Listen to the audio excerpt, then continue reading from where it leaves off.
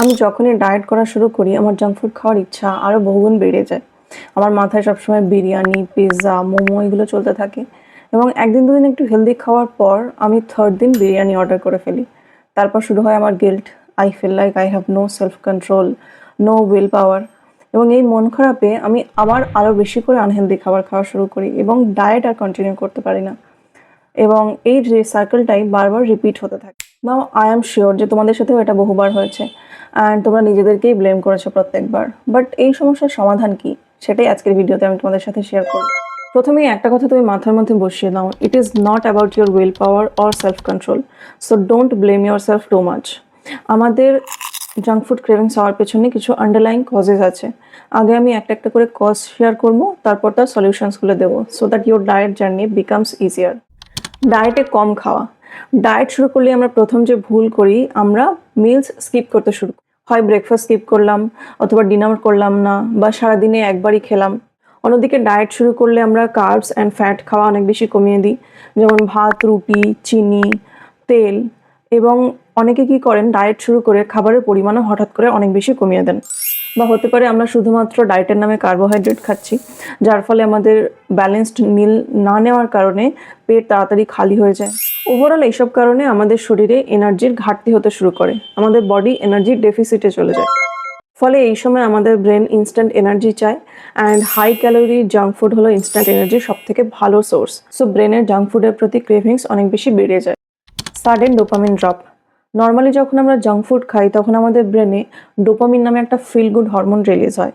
এই হরমোন আমাদের মন ভালো করে, আমাদের কমফোর্ট দেয়, এবং বারবার যখন এই প্রসেসটা রিপিট হতে থাকে তখন আমাদের ব্রেন ধরে নেয় যে গুড ফিল করার জন্যে, আমাদের কমফোর্ট পাওয়ার জন্যে জাঙ্ক ফুড হচ্ছে একমাত্র উপায়। কিন্তু যখন তুমি ডায়েট করা শুরু করবে, জাঙ্ক ফুড খাওয়া বন্ধ করবে, তখন তোমার ব্রেনে ডোপামিন রিলিজ হওয়াও কমে যাবে। আর ডোপামিন কমলে ব্রেন রেস্টলেস হয়ে পড়ে। ব্রেন তখন আবার ওই পুরনো কমফোর্ট ফিরে পেতে চায়। আর ব্রেনের কাছে কমফোর্ট ফিরে পাওয়ার শর্টকাট হলো জাঙ্ক ফুড। তো হঠাৎ করে তোমার জাঙ্ক ফুডের ক্রেভিংস অনেক বেশি বেড়ে যায়। সাপোজ আমি তোমাকে বললাম তুমি এখন লাল রঙের কথা ভাববে না, দেখবে অটোমেটিক্যালি তোমার মাথায় সব থেকে প্রথমে লাল রঙটাই ভেসে উঠবে।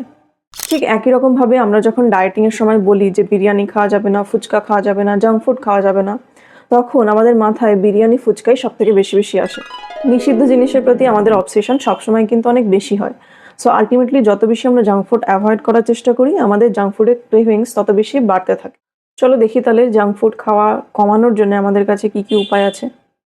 ফার্স্ট অ্যান্ড ফরমোস্ট, ডায়েট করা মানে কিন্তু কম খাওয়া বা মিলস স্কিপ করা না।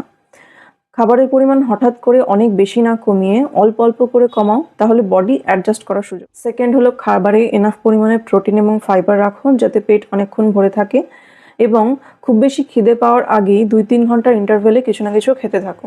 মনে রাখবে, পেট ভরে থাকলে কিন্তু জাঙ্ক ফুডের ক্রেভিংস অনেক কমে যায়। নেক্সট হলো, ডোপামিনের সোর্স হিসেবে জাঙ্ক ফুডের পরিবর্তে অল্টারনেটিভ অপশন তৈরি করা। যেমন তুমি কোনো ওয়েব সিরিজ বা মুভি দেখলে, বা গান শুনতে শুনতে একটু হাঁটাচলা করলে, বা তোমার কোনো হবি নিয়ে টাইম স্পেন্ড করলে। এর ফলে ডোপামিন মানেই জাঙ্ক ফুড, এই কানেকশনটা ব্রেক হবে এবং জাঙ্ক ফুডের আর্জ অনেক কমে যাবে। ফোর্থ পয়েন্ট হলো, জাঙ্ক ফুড 100% অ্যাভয়েড না করা। নিজেকে বলো যে ডায়েট করেও তুমি মাঝে মধ্যে জাঙ্ক ফুড খেতে পারো।